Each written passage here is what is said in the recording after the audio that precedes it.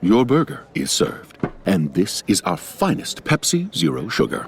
Its sweet profile perfectly balances the savory notes of your burger. That is one perfect combination. Burgers deserve Pepsi.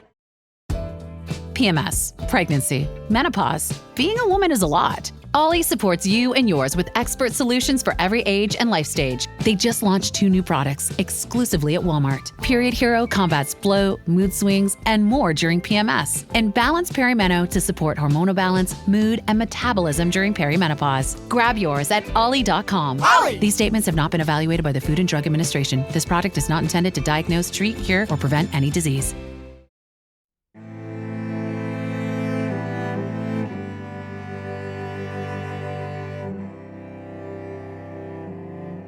Hello and welcome to Vulgar History, a feminist women's history comedy podcast.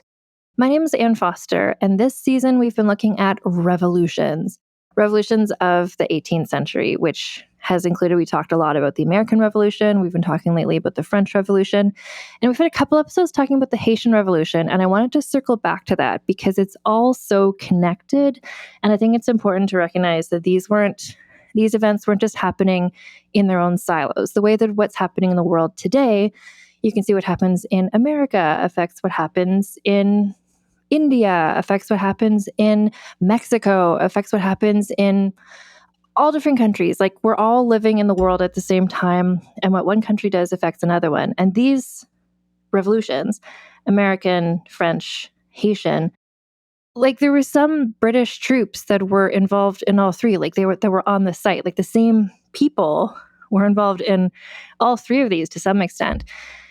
They all have to do with the French. They all have to do with the Atlantic slave trade. The British always seem to be involved in these things as well. And so what happened in one revolution influences what happens in another one. What happened with the American Revolution was inspirational to people. We're going to talk about that today in Haiti, to see, like, wow, you can emancipate yourself from a monarchy. And then what happens in Haiti, that affects what people are doing in France with the French Revolution. And then all of these revolutions, especially the Haitian Revolution, directly affect what happens a few decades later in America, which is the American Civil War. Like, I tend to think about these events as just like these specific things just happen in one place in time, but like, when one of these revolutions happened, they sent shockwaves around the world and into the future, like through time, when something like this, when the paradigm of society changes so much. Anyway, all of which to say, we're talking about the Haitian Revolution again today. And you don't need to know anything about it to listen to this episode, because my guest is Julia Gaffield, who is a historian, writer, and editor. She's also, she works in the Department of History at William and Mary in Williamsburg, Virginia, and this is her area of expertise. She's written some other books about, or I guess specifically really, one book about Haitian connections in the Atlantic world, and her new book is called I Have Avenged America, Jean-Jacques Dessalines and Haiti's Fight for Freedom. And this is the first major biography of Jean-Jacques Dessalines, who was one of the major, crucial people in the Haitian Revolution. His reputation, we're going to talk about how he was seen at the time, how he was seen afterwards, and how he's being seen now. And Julia just really saw that the need was there to look at his story specifically and who he was and what he did.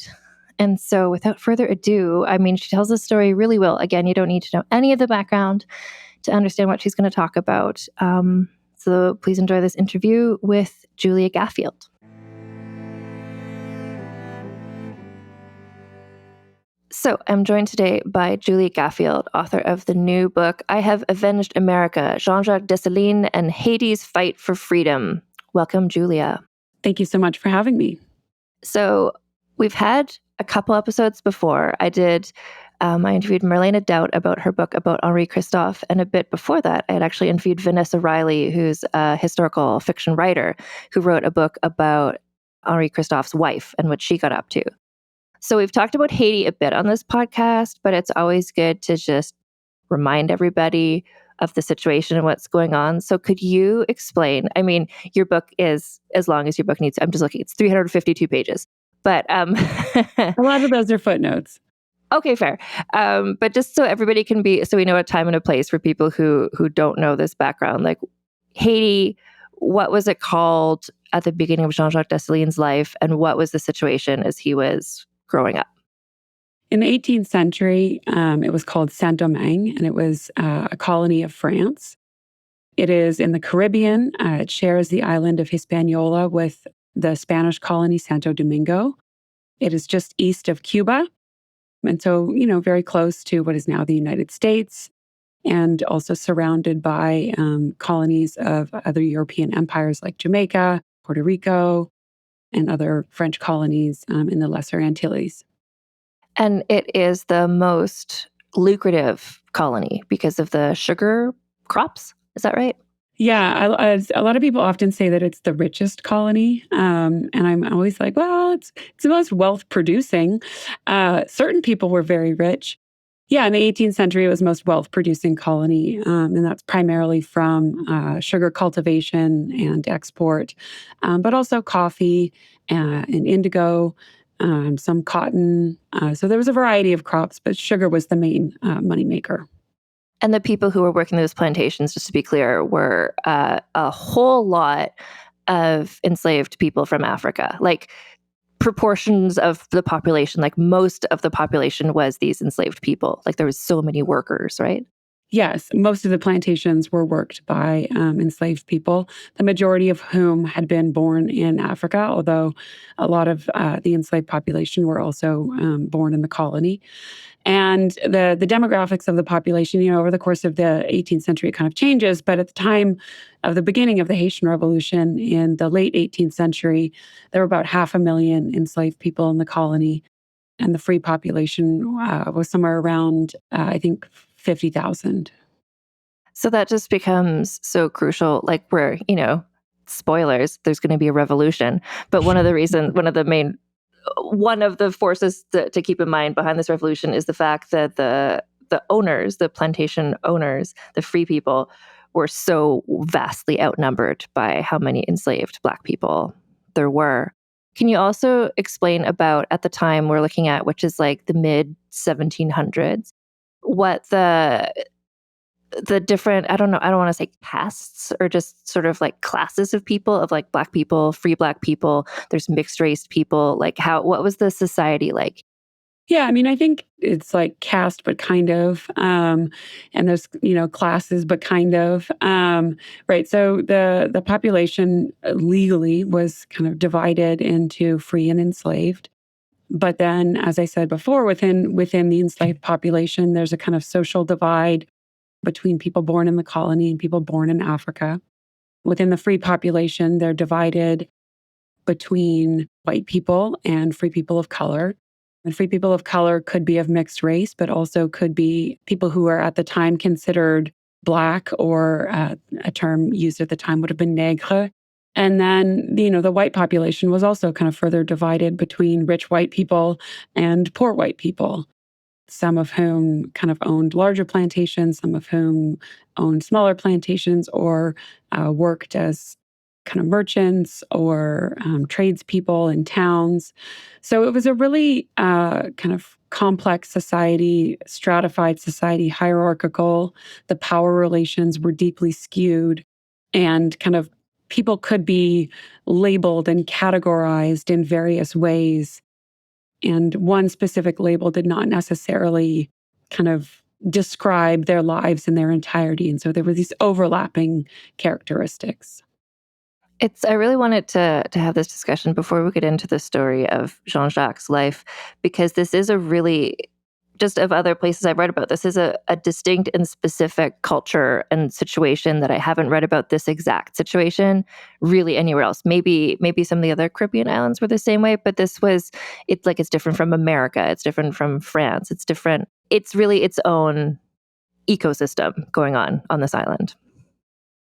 Yeah, it's its own ecosystem. It's I think it's a small, it's a kind of a small but big place. There are regional differences, and there's the book takes place in the northern region of the colony primarily. This is where Dessalines spent most of his life. and it's a very connected place. Even though there's a lot of people there, the kind of different parishes are connected by roads where people kind of travel regularly. Even though the plantations are large, there's communication between the plantations, there's deep connections with the port cities. And then there's these kind of different distinct regions of the colony where it's difficult to travel over land. And so a lot of the communication and travel between those places happens by sea, right? So it's easier to take a boat from Cap Français to Port-au-Prince than it is to go over land. And so there's these kind of pretty insular different regions within the colony. And so the way that your book is divided up, it's by what name he went by, really, which works to differentiate the sections of your book very well, I think. Just that worked out. So Jean-Jacques Dessalines, that's not the first name he's known by. What do you know, or what can we know about where he was born and where he was a child and that era? Right. He's typically, by historians and popularly, just known primarily as Dessalines. But as you say, is divided up into three different sections: Jean-Jacques, then Dessalines, and then Jacques I. And I think those were his kind of three different eras of his life. And it's difficult to know exactly what he went by for the first 3+ decades of his life. And I think that he primarily just went by the name Jean-Jacques, which was kind of common for enslaved people. And then they would be also known by the last names of the people who enslaved them. And so I suspect, and the kind of evidence suggests, that his first full name would have been Jean-Jacques Duclos. And the first person who enslaved him was a poor white person named Duclos, first name unknown.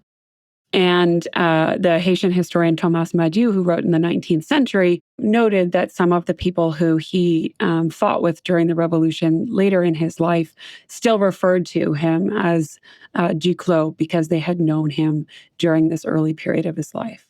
And so he was enslaved on two different coffee plantations in the kind of mountainous region south of the primary city, Cap Français, and along the border with the Spanish colony. He was probably legally enslaved by 3 or 4 different people during his life. And the or 4 is the kind of legality of who enslaved him is kind of unclear because documentation of his early life is thin, to say the least. So we know a little bit about his early life, but we don't know a whole lot. We don't know anything about his parents, which is deeply frustrating as a biographer. But we know a little bit about some of his other family members from his time during slavery under Duclos. He was likely enslaved with a woman who he later referred to as his aunt, a woman named Victoria or Toya Montu. And then when he was transferred to a different plantation or sold by Duclos, he was enslaved with kind of extended family members, an uncle, some aunts, and some cousins, some of whom I think remained kind of, key people in his life for the rest of his life. And in terms of his personality, I forget if it was with Duclos or if it was with Dessalines. You open a chapter where you're talking about the job he's doing and people are calling out to him as he walks down the street. And he was somebody who fought back against many jobs he was given. And so the slave owners were just like, what can we get this guy to do? He's got such a strong personality and such a strong will. Can you explain what you know about his personality and how you're able to find that out? Right. He seems like somebody who resisted his enslavement for his whole life, right? That what we really learn about him during the revolution was a kind of different iteration of what he had been doing his whole life. And there's an early 19th century French consul who kind of accurately described a lot of the details of his early life, who described him as a mauvais esclave, like a bad slave. And, this means somebody who did not take orders, who ran away, and was violently punished for doing so, right? the memory and the trauma from his time during slavery stayed with him for the rest of his life, as did the scars from the violent punishment for his resistance to slavery. This is something that I've talked about on this podcast before in the context of the American Revolution and slavery in America, and also in Portugal and other places. Like, there's always slave resistance to some extent everywhere where there is slavery, really. So this was his personality. This, like you said, he fought enslavement for the whole period that he was enslaved. And lots of other people were too. And this is where I want to get back to like the demographics of this place, where such a large proportion of the people of what is now Haiti were enslaved. Like, they so vastly outnumbered the people who owned the slaves. So it's kind of like, if you think about if they got together, like that would be an insurmountable army, which eventually it kind of does become. So there's discontent everywhere, obviously, because of enslavement. I think it's also interesting you mentioned that the Duclos was a poor white man. So even poor people could afford to have a plantation and to own slaves, which is interesting. And I mean, maybe it's like, it's relative. And the term that is used would be, petit blanc. So like it gets translated as to kind of, it's not a direct translation, but poor white, rather than kind of small white, right? The distinction is grand blanc, big or rich white person, and then petit blanc. Right. So he was not a particularly wealthy person, but somebody who was wealthy enough to be able to own a small coffee plantation and enslave people. And then am I right that Dessalines, like the next owner, was a free Black man? Right. So the next 2 or 3 people who enslaved him were free Black people, 2 men and 1 woman. And the region where he was enslaved in Grande Rivière du Nord was a place that had a higher proportion of free Black plantation owners, coffee plantation owners. And the demographics and the kind of power dynamics on that kind of plantation would have been different. The people who he was enslaved with, as I said, were family members. And so they kind of would have worked together in a different way, but probably also worked alongside the person who owned the plantation. Initially, a man named Philippe Jasmin, sometimes who also went by the name Désir. And so they probably worked together, and possibly with Jasmin's wife, a woman named Marie Marthe, who may have been the second or the third person who enslaved Dessalines after Jasmin died. And then the final person who enslaved him, a man named Jean-Jacques Dessalines, who it's also kind of questionable whether he was the legal, scare quotes, owner of Dessalines because of like marriage and inheritance.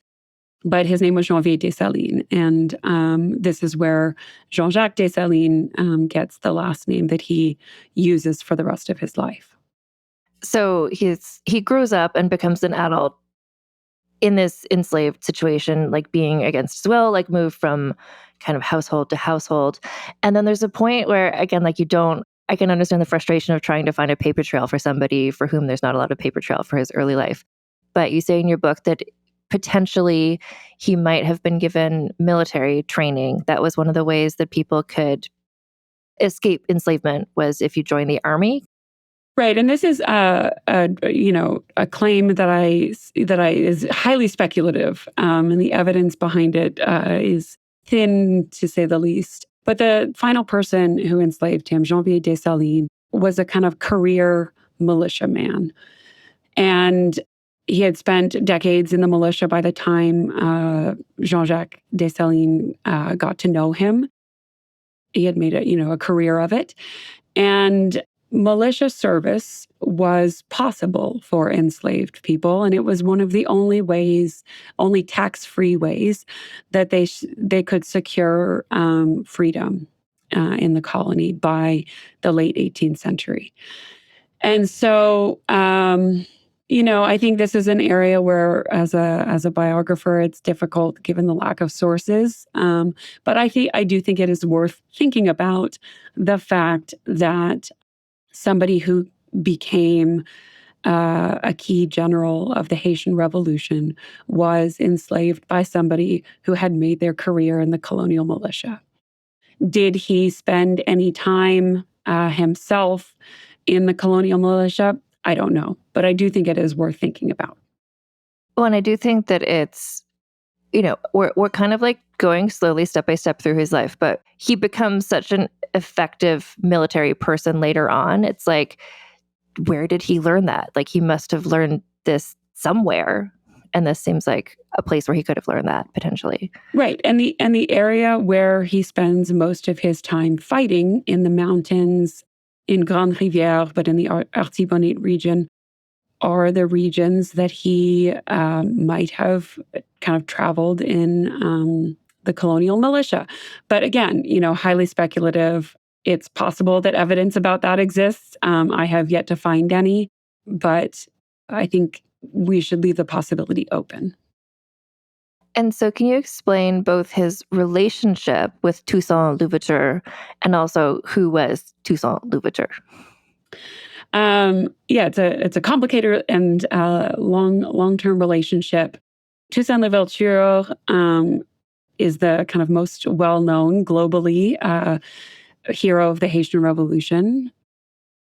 He kind of became Governor General during the Revolution, but his relationship with Jean-Jacques Dessalines started many years before the Revolution. So the woman who may have been the legal enslaver of Jean-Jacques Dessalines, this woman, Marie Marthe, was Toussaint Louverture's daughter with his first wife. And so Toussaint Louverture, who at the time went by the name Toussaint de Breda, was the father-in-law of Philippe Jasmin, the second person who enslaved Dessalines. And it's unclear exactly when Toussaint Louverture and Jean-Jacques Dessalines first met, but when Dessalines was enslaved by Jasmin, Jasmin leased his plantation and the labor of the 13 people whom he enslaved to his father-in-law, Toussaint de Breda, later Louverture. And during this time, Dessalines was not exactly enslaved by Toussaint Louverture, but his labor was leased to Toussaint Louverture for 2.5 years. And it's likely that they worked alongside each other, but definitely in a hierarchical relationship, right? Toussaint Louverture was in control. He had the ability to give orders. He was the one who was managing and running the plantation.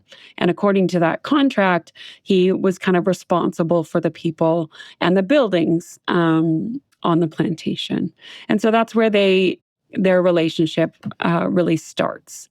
Dessalines later becomes a soldier and then an officer under Toussaint Louverture in his military forces during the Revolution, but throughout their life is a hierarchical relationship with Toussaint Louverture giving orders and Dessalines obeying those orders. And I think he was not a person who always obeyed orders, but the fact that he was kind of willing to be in this hierarchical relationship with Toussaint Louverture says a lot about his respect for Louverture and about their professional relationship, but I think also friendship.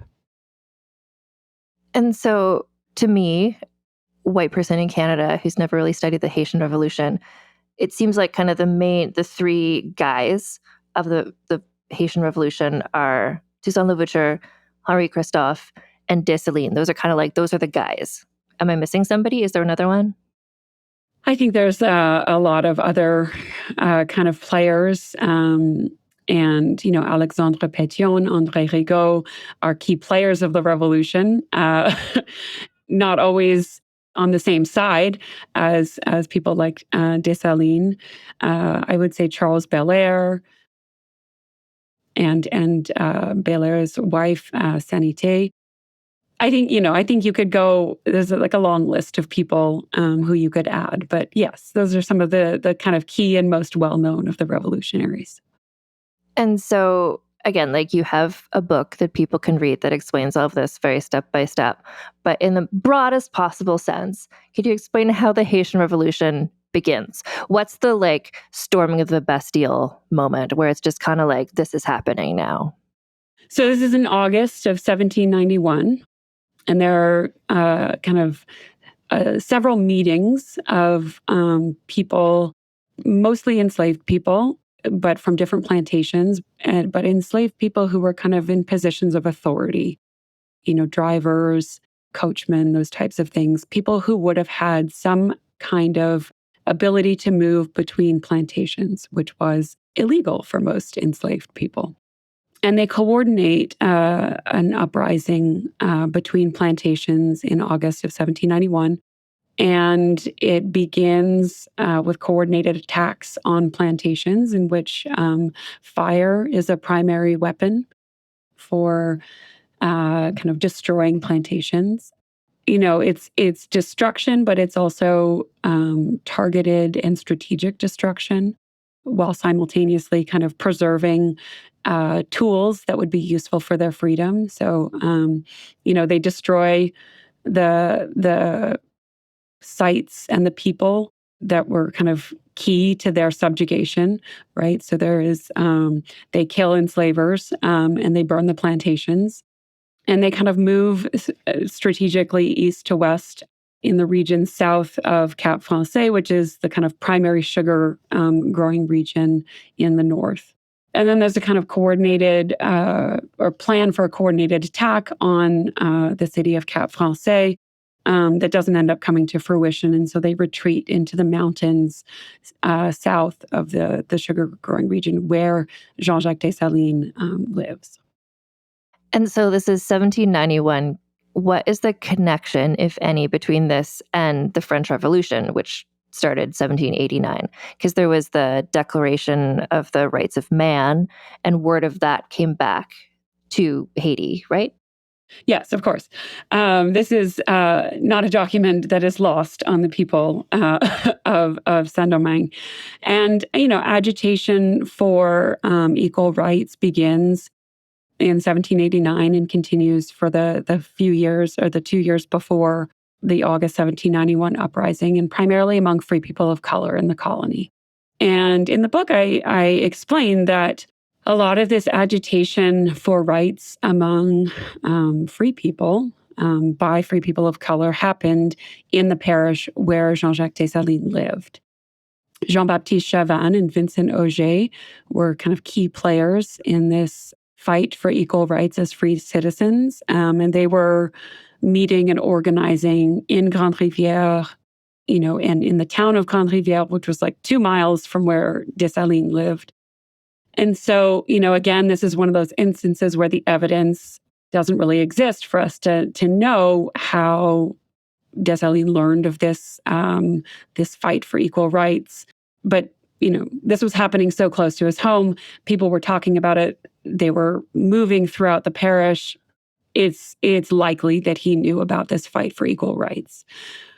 But in kind of learning about this fight for equal rights, which was a fight for equal rights among free people and very much not about the abolition of slavery, and the people making the case for why they should be given equal rights were making the case based on their key role as people who preserved order in the colony, right? Supported the slave system, particularly in their role in the colonial militia. And so, it's a kind of complicated fight for equal rights that does not include enslaved people, but also shows enslaved people how difficult the fight for their own rights would be, right? The people who led this rebellion end up getting kind of brutally executed very publicly as a way to kind of show, like, this is what happens if you try and disrupt the system. So they're kind of, learning about the hypocrisy of the French Revolution while also learning about, the violence that they would face if they argued or fought for their own equal rights. I think it's such an interesting time period. Like, this is what I've been looking at all season on this podcast. Like, we started with the American Revolution and now we're in the French Revolution, and just kind of like simultaneously the Haitian Revolution is kicking off. Just for people in America, France, Saint-Domingue, to just feel like anything is possible. Like the social order that always, or it seems like always was, can be cast aside, can be changed. Like the fact that America was able to successfully break off from the monarchy, like, was very inspirational to the people in France. And then what's happening in France has an effect on the people in Saint-Domingue. And just kind of feeling like, oh wow, like change is possible, but it's scary and it's violent and people are probably going to die. Like it just seems like what we know how these stories end, but they didn't. And the possibility must have been to grow up like Dessalines did, enslaved and resenting it and fighting against it his whole life, to hear about successful like revolutions where people were able to fight against authority would have been, I think, like, of course he was on that side. Of course he like rose through the ranks. Like that would have been so inspiring to him, I would think. Yes, I mean, but also like, those are narratives of like white people overthrowing white people's systems, right? Yeah. And so I think the risk, not to say that the risk wasn't great elsewhere, but there is a different kind of risk in kind of fighting against, the racist system of enslavement that, I don't know, might have framed the possibility, but I think it also shows that nevertheless they were willing to take that risk, and that is suggestive of just how bad and how brutal the system of slavery was in Saint-Domingue for so many people to say, yes, it is worth the risk. The chances of our revolution being put down are high, and yet we're going to do it. You're right. It's like that whole level of the fact that it's Black, for the most part, Black people fighting against white people is a whole different context from what the other revolutions would have been. And it is, I've seen described as the only successful revolt of enslaved people kind of ever. I mean, revolt might not, like revolution, right? Yeah. Kind of successful. Like there are other successful revolts. I guess large scale, where like it ends with someone being named emperor. Right. So that's the revolution part of it. And so, yeah, I mean, I think it is an absolutely remarkable event. And I think, maybe we're getting ahead of ourselves, but the speed at which they secure the abolition of slavery in the colony is extraordinary. It happens within 2 years. And that is like, I think it's like a wild thing to think about, that in 2 years, they completely overturn the system. And it is like a shocking success. And we'll get to this later too. And that's kind of why a lot of people, white slave-owning countries, like really freaked out about this, because it happened so quickly and it was so successful at that point. And now for a quick advertising break. You chose to hit play on this podcast today. Smart choice. Progressive loves to help people make smart choices. That's why they offer a tool called Auto Quote Explorer that allows you to compare your Progressive car insurance quote with rates from other companies. So you save time on the research and can enjoy savings when you choose the best rate for you. Give it a try after this episode at progressive.com. Progressive Casualty Insurance Company and Affiliates. Not available in all states or situations. Prices vary based on how you buy. If you've ever shopped online, and let's face it, who hasn't? Chances are you've bought something from a business powered by Shopify. You know that purple Shop Pay button you see at checkout? The one that makes buying so incredibly easy? That's Shopify. And there's a reason so many businesses sell with it, because Shopify makes things easier, and not just for shoppers.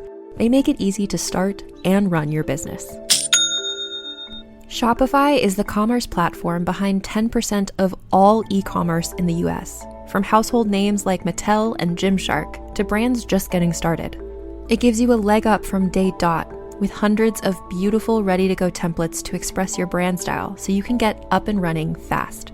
You can tackle your important tasks, from inventory to payments to analytics and more, all in one place. You can also spread your brand's word with built-in marketing and email tools built for you to find and keep new customers. And remember that iconic purple Shop Pay button that's used by millions of businesses around the world? It's why Shopify has the best converting checkout on the planet. Your customers already know and love it. If you want to see less carts being abandoned, it's time for you to head over to Shopify. Sign up for your $1 per month trial and start selling today at shopify.com/realm. Go to shopify.com/realm. Shopify.com/realm.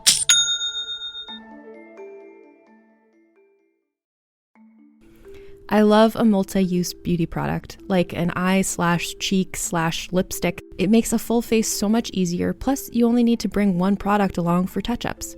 And whether you're all about simple mascara and gloss, or you love to play with bold shapes and colors, you gotta have that trusty favorite you turn to for every look. Thrive Cosmetics makes certified 100% vegan and cruelty-free products you can depend on for everything from simple daily wear to show-stopping self-expression. And it's all made with clean, skin-loving ingredients, high-performance and trademarked formulas, and uncompromising standards. And Thrive Cosmetics is beauty that gives back. For every product purchased, they make a donation towards 8 major causes, including social justice organizations and those impacted by cancer and homelessness. It feels good knowing that when I purchase a product, I'm also able to give back to causes that matter to me.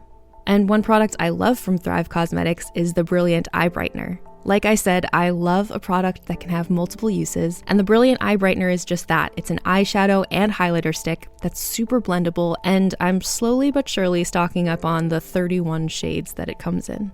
Try your new trusty favorites with an exclusive set for our listeners. New customers can get the Liquid Lash Extensions mascara and a mini-sized Brilliant Eye Brightener at a special set price with free shipping available at thrivecosmetics.com/thrive. Or save more with 20% off your first order at thrivecosmetics.com/thrive.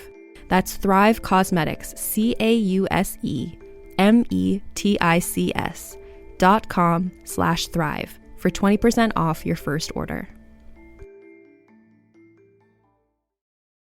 We off? 30 seconds of carefree bliss. Oof, like wind in your hair carefree. Oh, like using Clorox Disinfecting All-Purpose Cleaner in the home carefree. Yes! Like dog slobbing on the coffee table and cleaning it with Clorox Carefree? He's on a roll now. Spit toothpaste on the faucet? You got it. You got it. Peanut butter on the light switch. Oh, spritz. Spritz.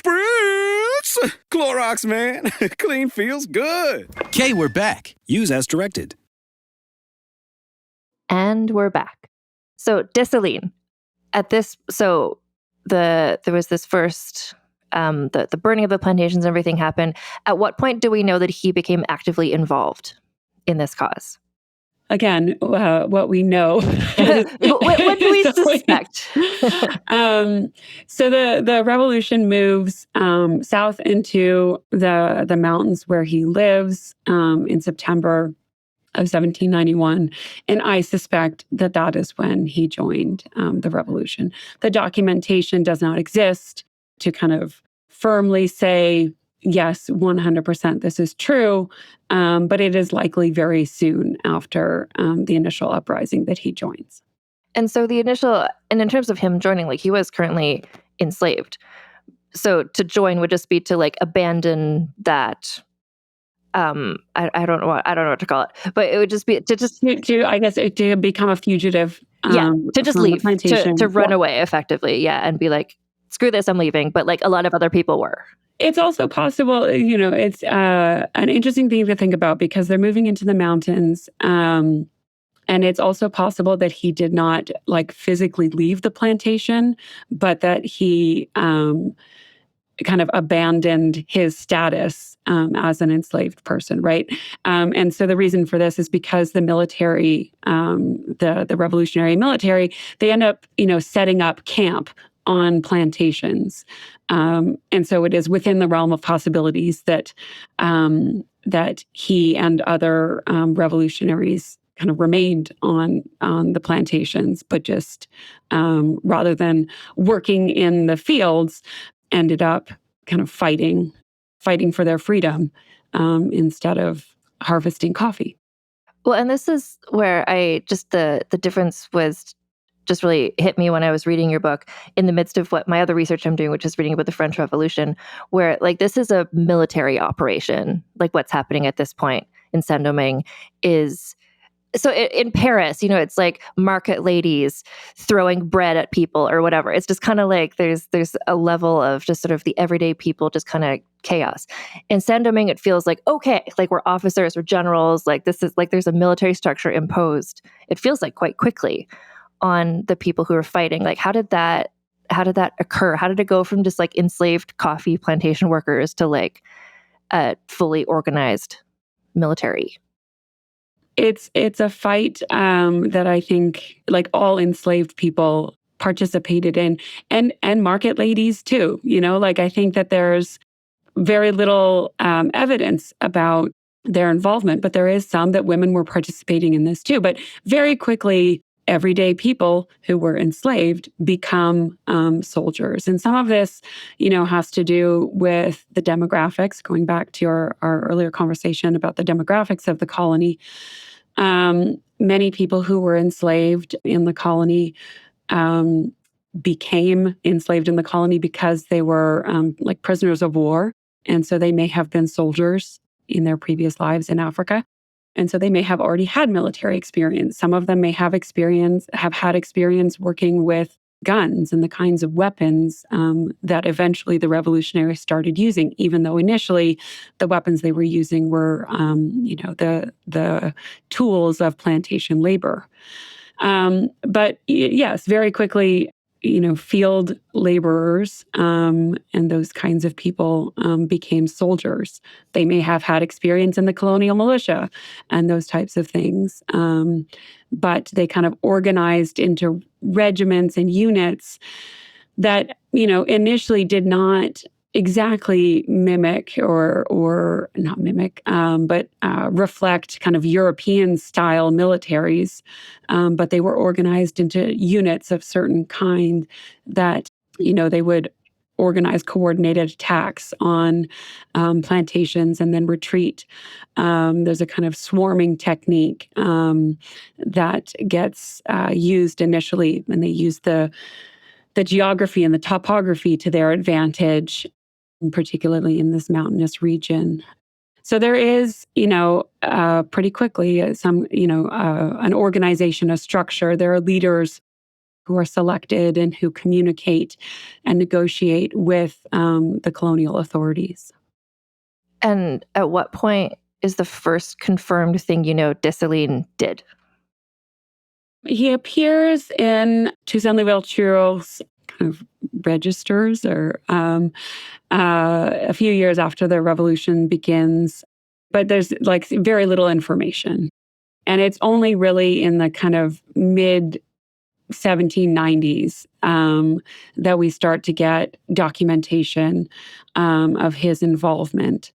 The first document that I've been able to find that has him as like a signer, signatory, is from 1795. So there's a lot of kind of speculation about where he is and what he's doing, but he, fights under Toussaint Louverture for the first years of the revolution. And this is what a lot of people are doing, and this is where he's doing it very successfully, obviously, because he's kind of going up in the ranks of this army organization, just getting more authority, kind of more responsibility when it becomes apparent that like this guy's a good leader, this guy knows good tactics, like let's put him in charge of some stuff. Yeah, and he, he's somebody who kind of fought with his soldiers. He was somebody known to kind of be on the front lines in the battles, in the mix. And he ends up leading a unit that gets the nickname the sans-culottes, which might interest you because French of Revolution. Right. They're kind of known for like a no-holds-barred fighting style, very radical, very like aggressive. And so it's the 4th Demi-Brigade, but they're known as the sans-culottes. And this is his unit and kind of remains his unit throughout the revolution. And so as the revolution is happening, so Toussaint Louverture really emerges as the leader of the whole movement. And his title becomes, he's the governor general or the governor. He eventually, in 1801, becomes Governor General for life. But before that, he's the kind of top general of the colony. And so the fact that this is the person who's kind of the top general, and he relies on Dessalines.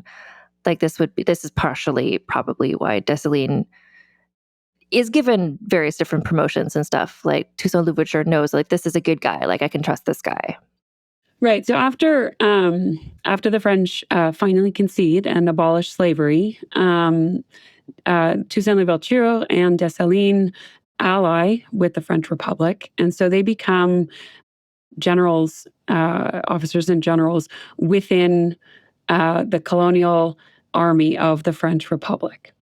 And they serve the French Republic in this capacity by fighting against the Spanish, who have kind of invaded from the east.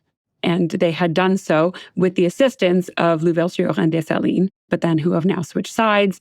And then they also fight against the British, who have invaded from Jamaica. And so they've occupied parts of the South and West.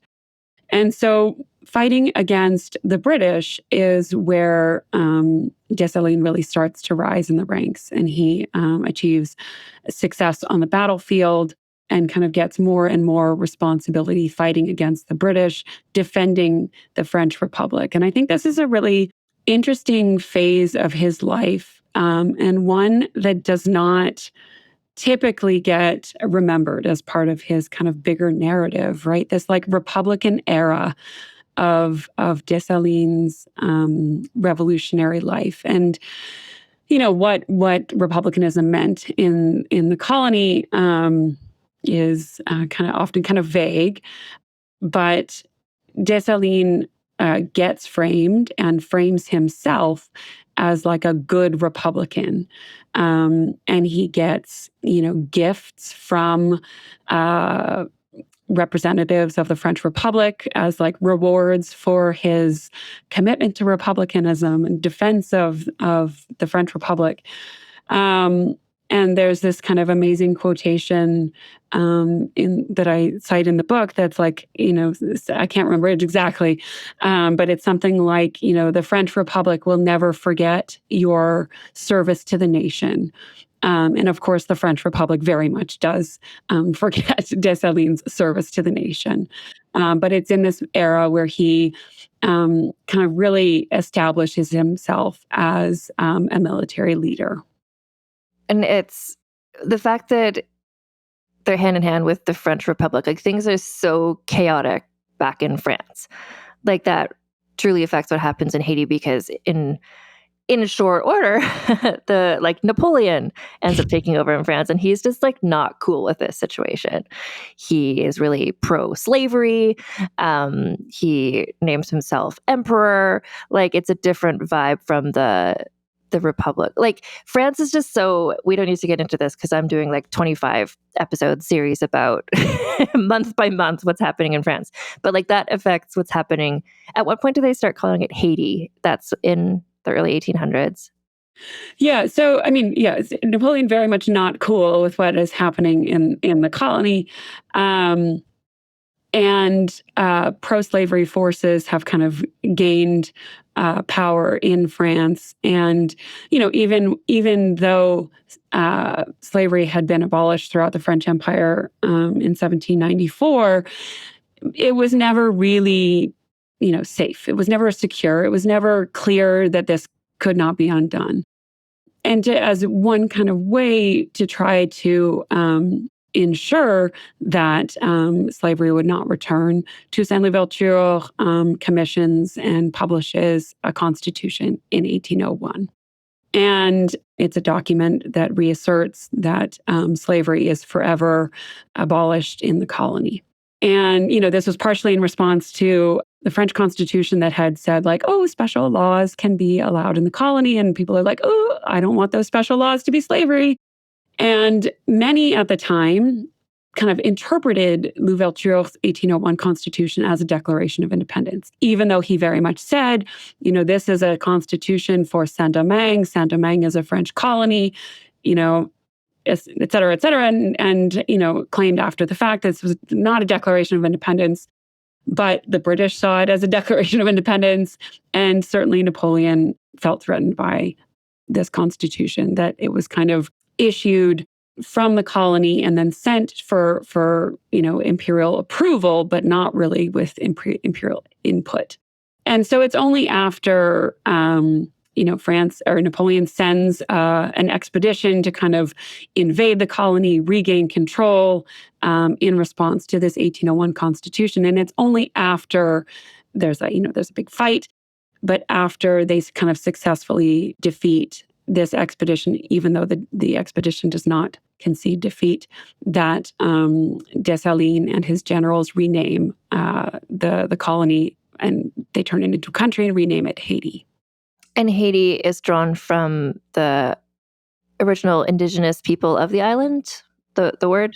Right. Haiti was what the island was called before the arrival of Columbus, and it means mountainous. And so it is a reflection of the geography of the island. And I think the selection of it as a name is significant and meaningful because it kind of erases French colonialism, right? We will just return to a time, and Spanish colonialism, right? A time before colonialism.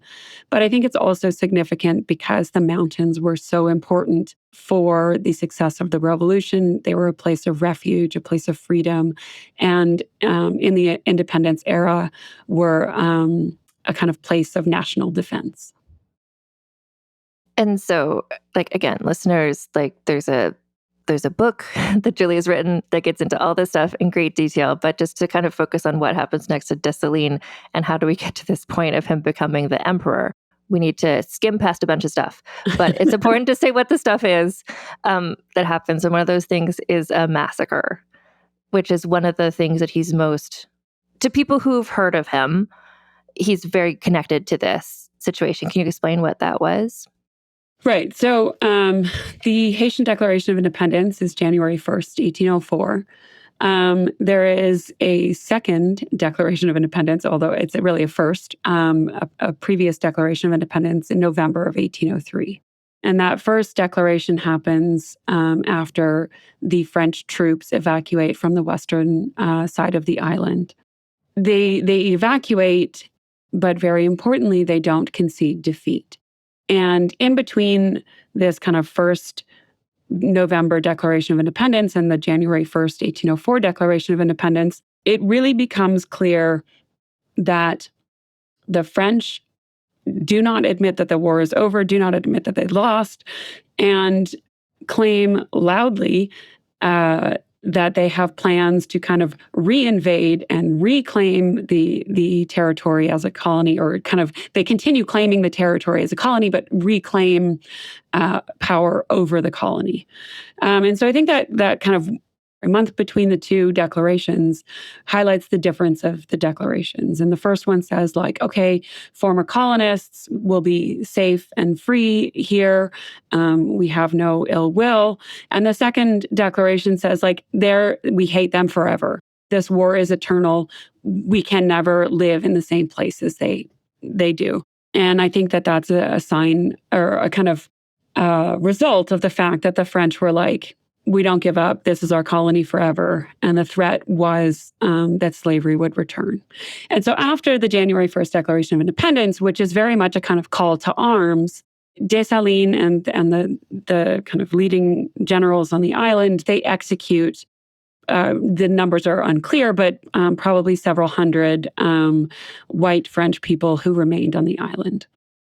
And at the time, as you said, these killings get described as massacres. I use the term executions. And I do that because they're kind of targeted targeted killing of people who either were a threat to the new nation or people who had participated in the expedition that Napoleon sent under first his brother-in-law, Charles Leclerc, and then his successor, Donatien Rochambeau, who had committed kind of extreme atrocities in the colony. And so there were punishment for those crimes. And so these people were executed as kind of threats to the new nation. I just wanted to interject just to say that in terms of the word massacre is what you say in your book. It's like if you look at like the Wikipedia about it, there was like another podcast that was talking about it. Like this is, and that word gets connected to these acts, I think, partially because of the propaganda against Haiti at this time, because this terrified all colonial powers that like, wait a minute, the workers could come together and cut us off entirely and become their own country. And this is terrifying to England and Spain and France and places. So they were really vilifying the people like Dessalines who were on the front, were like the faces of this revolution. The revolution was also recast as a rebellion or a revolt rather than a revolution. And so to kind of, in an act of war, like there's in the Napoleonic Wars, I'm sure there's lots of instances where hundreds of people died in military endeavors in lots of situations. But this was really set up as like this black man did this. Look at this evil person and what he did. So that's kind of, and this gets like, still is very connected to Dessalines' name and legacy as this kind of like genocidal monster, where in your book and what you're describing now too, like putting it in the context of this war and what was happening, like what he was doing was a response to the war that was going on. He wasn't just like coming out of nowhere and killing a bunch of people because he's this like black man who like, I don't know, you know? Right. I mean, like all of the descriptions of these events just play into these super racist tropes about like, you know, savage black people being kind of like thirsty for blood, which is, you know, it's like, it's all kind of insane. And if you look at the sources and look at them kind of with a critical eye, it's very clear what's happening. And they're, you know, taking everything out of context, framing the alleged victims as these poor innocent people who, you know, hadn't participated in slavery, hadn't participated in these extremely violent campaigns by the French Expeditionary Army, you know, thought of kind of colonizers as innocent victims who had done nothing wrong, right? It's very, disconnected from the broader reality of the time. There's this quote I just wanted to, it's not from that specific time, but it's, you know, part of the story and it's from your book. In 1799, Toussaint Louverture wrote a letter where he was explaining how Black people are being spoken of as rebels, insurgents. And he writes, "But if Black people are treated as such for having demanded their rights, what epithets should we give to the French people who overthrew the Bastille and decapitated Louis XVI, then King of France?" Right. And they're repeatedly just like held to a different standard and kind of disconnected from this broader Age of Revolution's context. And, you know, they're criticized for not respecting this kind of fictional like rules of civilized warfare or whatever, when nobody had ever respected those same fictional rules of civilized warfare when fighting against the Haitian revolutionaries, right? And so there's these kind of inconsistencies and hypocrisies in all of the descriptions of these events. But it still is something that is kind of deeply connected with Dessalines' memory, particularly in the international sphere. So the execution of these French people is one of it's sort of a major event in this ongoing war, which is the Haitian Revolution. How do we get, so Toussaint Louverture he was described as what was it, Governor General for life? Yep.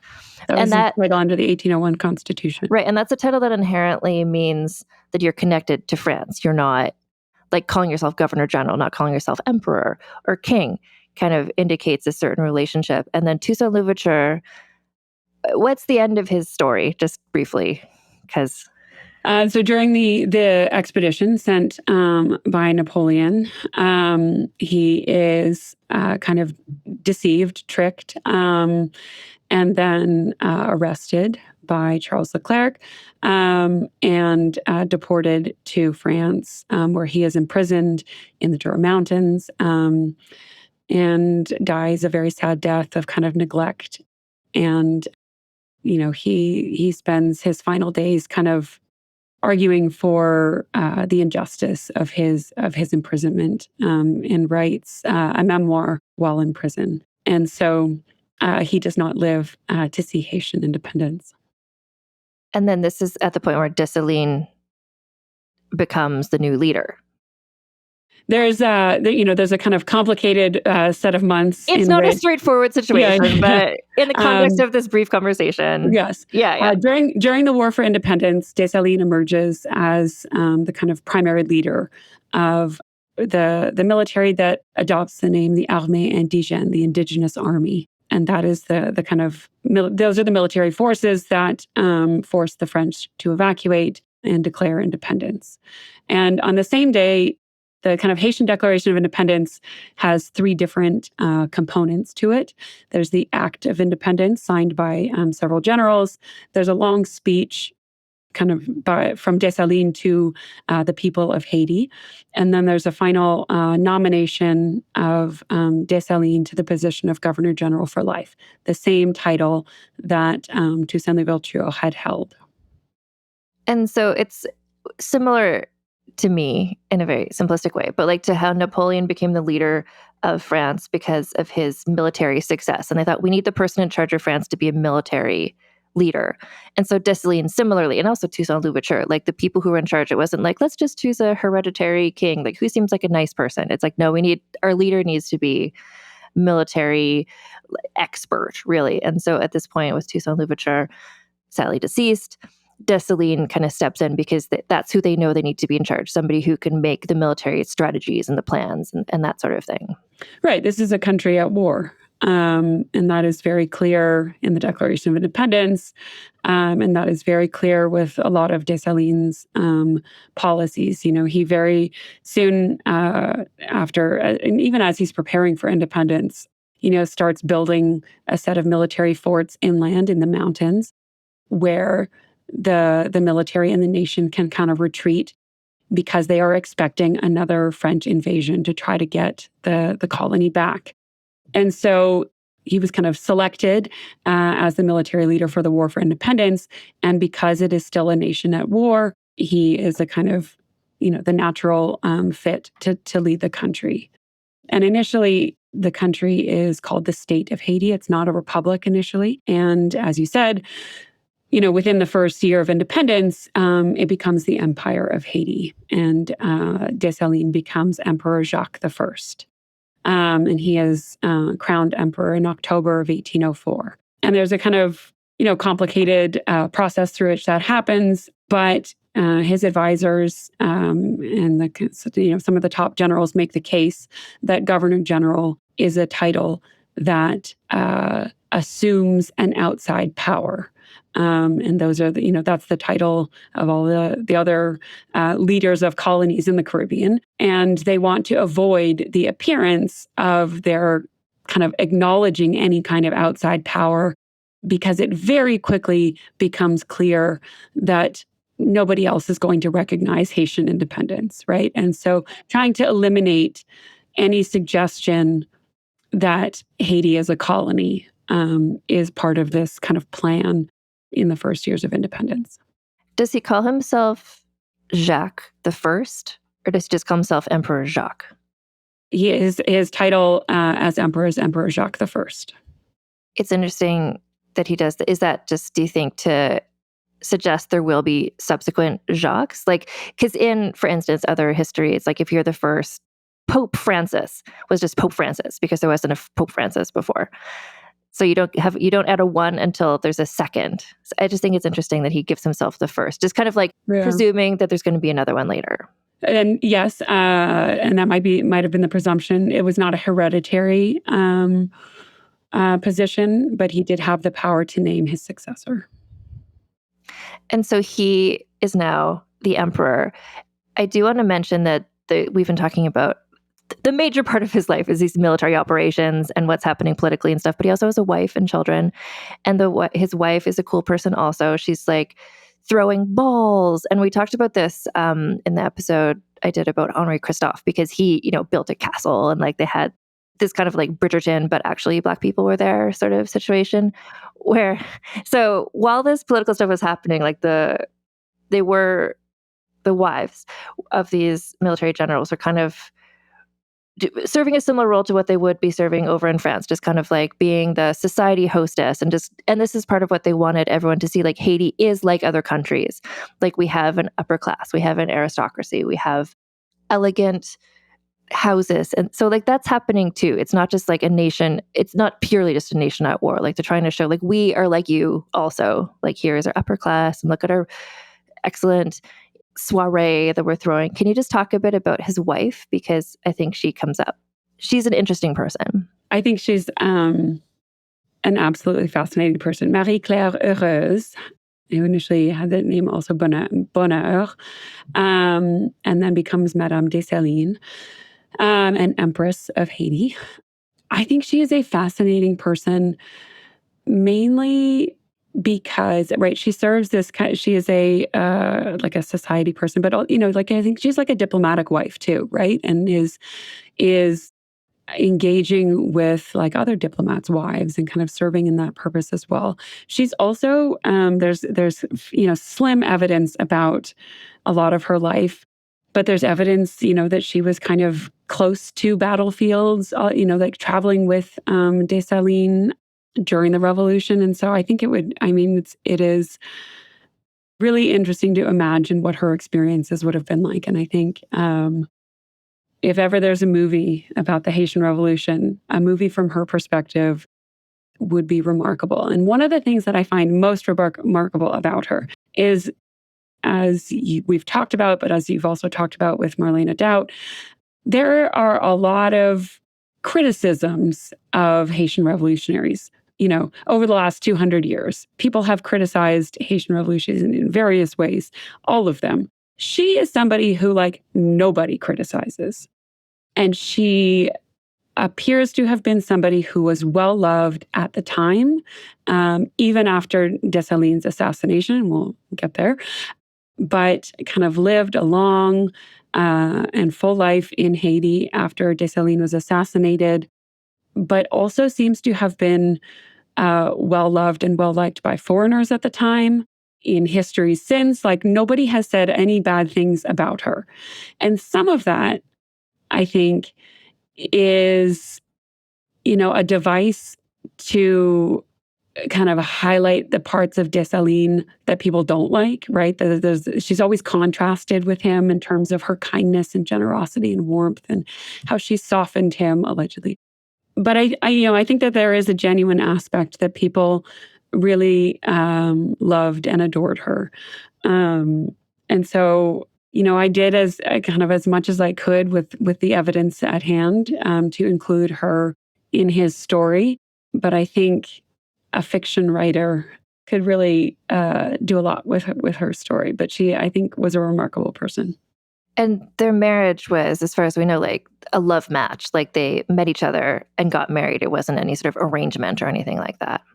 Not to my knowledge. That being said, I think Dessalines, like many other people at the time, had mistresses and children with other women. But I think their relationship does seem to have been, a good one of respect and perhaps love. And so, you've just mentioned he gets assassinated. So how does that come about? What is his final chapter? Yeah, I think, and this ties back to what we were talking about in terms of him being, a general, the need for a general to lead the country. And I think that there was a tension between the needs of a nation at war and the needs of a population who had kind of, suffered slavery, suffered a revolution, and wanted a different, version of the future and version of freedom. And so I think that there's, limits in terms of what was possible because of things like France's ongoing threats of attacking the new nation, because of the refusal of any foreign nation to recognize Haitian independence. And this ends up, I think forcing Dessalines to lead the country as a military general, prioritizing military service, prioritizing the plantation economy because of the need for, export goods so that they could secure military supplies. And, so I think that this limits his popularity among the general population because this is not what they wanted, right? He's forcing the continuation of the plantation economy because of these outside constraints, but there is deep resistance to that. He also, had managed to kind of unite opposing factions during the War for Independence, but is not successful at maintaining that unity in independence. And I don't think he does a really good job kind of including people, all of the different generals from the different regions in his reign as emperor. And so there's a Republican Revolution that starts in the South and kind of ends with his execution or assassination on October 17th, 1806. And then soon after, the country divides in civil war. And if people want to know what happens next, you can listen to my episode with Marlene Dowd about Henri Christophe, because that's who takes the reins from there. But I was just looking, when I was reading your book, I just saved this, I think it's the very last paragraph of your book. But you're just sort of outlining what's remarkable about Dessalines, just as he issued the world's second successful Declaration of Independence. In doing so, he founded the first abolitionist state in the Americas. What do you think, a lot of people listening to this won't have heard of him before. So, which I like your book talks a lot about how his name he has this bad reputation and he has had for a long time among many people, but there's a lot of people who've never heard of him before. So to both of those camps, people who thought oh, I've heard that he's this kind of genocidal monster, or people who are who is this guy? What would you say his legacy is? How would you explain that? I think his legacy should be or is, one of somebody kind of deeply committed to the abolition of slavery. And that, ties in to somebody who is kind of deeply committed to, independence and sovereignty, right? Anti-colonial as well. And then also somebody who is deeply committed to equality, right? The abolition of racism as well, right? And these three things kind of go hand in hand. But it is, I think, remarkable and a real shame that he is not remembered as this kind of key abolitionist. He's not more people know about Thomas Clarkson, who did not advocate for the same kind of abolition, right? But it's part of this kind of broader story about how a violent resistance to those very violent historical facts really kind of has shaped his memory. So I think he was somebody deeply committed both to his own personal freedom, but then the freedom of the entire nation. Well, thank you so much for joining me today to talk about this remarkable person. I have one final question for you. I know that this is your area of research interest. What made you decide to write a book about him? Was it partially just to sort of recontextualize what you're saying about how he's remembered? I mean, there's kind of various reasons, I guess. My first book, Haitian Connections in the Atlantic World, had, studied a lot of his kind of, international diplomacy. And I really started realizing how many kind of misconceptions there were in the current historiography. And I really saw a need for a biography of his kind of full life to better understand him as a person, better understand where he was coming from. And I also saw the need, for people kept writing biographies of Toussaint Louverture. And I'm like, great, there should be many biographies of Toussaint Louverture, but also there should be a biography of Jean-Jacques Dessalines. And I think that, his is part of this broader story of the Age of Revolutions, and people really need to learn this story. Well, thank you so much for writing this book. And thank you so much for talking with me about it. Thank you for talking with me. I really appreciate it. So again, Julia's book is called I Have Avenged America, Jean-Jacques Dessalines and Haiti's Fight for Freedom. And you can learn more about Julia and her work at juliagaffield.com. And we're actually, spoilers, today you're listening to this, it's Wednesday. On Friday, we're having a bonus episode, and we're going to be talking even more about the connections between the Haitian Revolution, the French Revolution, the American Revolution, the American Civil War, with another guest. And it's also going to be a Pride episode. So just stay tuned for that, because we're going to be sitting in this Haitian Revolution era and then kind of seeing how it ties back to the French Revolution. And then we're going to get back into the French Revolution. And those are the plans for this podcast. Thank you for listening. Other plans for this podcast include an in-person situation. We're having a meetup in Toronto. And if you're going to be there, I would love it if you could join us. So we're going to be meeting on Sunday, July 20th in Toronto. And if you want to know the time of day and the location, then you can RSVP and I'll send that all out to you. The way that you can RSVP is by going to vulgarhistory.com/meetup. It's vulgarhistory.com/meetup. Or if you go to vulgarhistory.com, there's a little thing there for events, and you can just click on there to just give me your email address, basically, so I can send you all this information. If for some reason that link is not working, you can just email me at vulgarhistorypod@gmail.com, and I will send you all the pertinent info. The other important information, speaking of books, of people that there's not a lot of biographies about, I wrote a book. It's called Rebel of the Regency, the scandalous saga of Caroline of Brunswick, Britain's uncrowned queen. And it is about Caroline of Brunswick, a woman who lived at this time, at the same time as the Haitian Revolution. Her father was a soldier. He was not fighting over there, but he was doing a lot of land battles during the time of the French Revolution as well. But that's not what the book is about, although her father is in the book. The book is about Caroline of Brunswick, who is this audacious, hilarious, kind of heartbreaking, and also aspirational figure who lived during the Regency, which is a famous time period, the Regency era. It's like the Bridgerton era. Caroline, I call her Rebel of the Regency because the royal family hated her, even though she was married to the regent. She was married to the man who would become King George IV. He, almost from the day they got married, he was trying to divorce her, and she probably would have loved to have been divorced from him, but for various reasons that couldn't happen. And so they were just hating each other for decades. And the whole story it's got twists, it has turns, it's got a sojourn where she takes a fuck cruise around Italy. It's got tabloids. It's got lots of great outfits. And I really think you're going to like reading this book. And you can pre-order it in North America, or specifically Canada and the United States, from any of the major retailers or from a local store. If you live somewhere in Canada or the United States, you can order it from there as well. People in other countries, stay tuned, because I hope to have information about how you can acquire it as well. And also audiobook listeners, when I have information, I will let you know.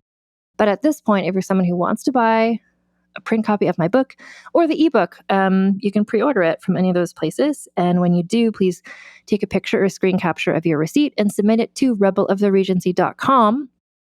And then I will send you some treats, whichever ones you want. You can get a year-long free membership to my Patreon or my Substack. You can get a Caroline of Brunswick paper doll because she was a fashion icon, and all fashion icons deserve their own paper dolls. Anyway, you can do all that good stuff. rebeloftheregency.com is where you can register that you've bought the book, or honestly go to rebeloftheregency.com and there's all the links there to buy from major online retailers as well.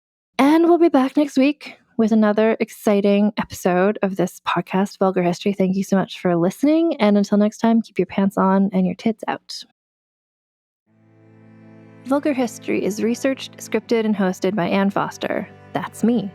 Editor is Christina Lumagi. Theme music is by the Severn Duo. Transcripts of this podcast are available at vulgarhistory.com by Aveline Malik. You can get early, ad-free episodes of Vulgar History by becoming a paid member of our Patreon for as low as $1 a month at patreon.com/AnnFosterWriter.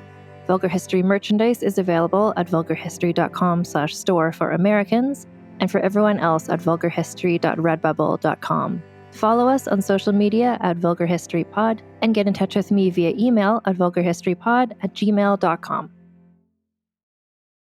The Old West is an iconic period of American history and full of legendary figures whose names still resonate today, like Jesse James, Billy the Kid, and Butch and Sundance, Sitting Bull, Crazy Horse, and Geronimo, Wyatt Earp, Bat Masterson, and Bass Reeves, Buffalo Bill Cody, Wild Bill Hickok, the Texas Rangers, and many more. Hear all their stories on the Legends of the Old West podcast.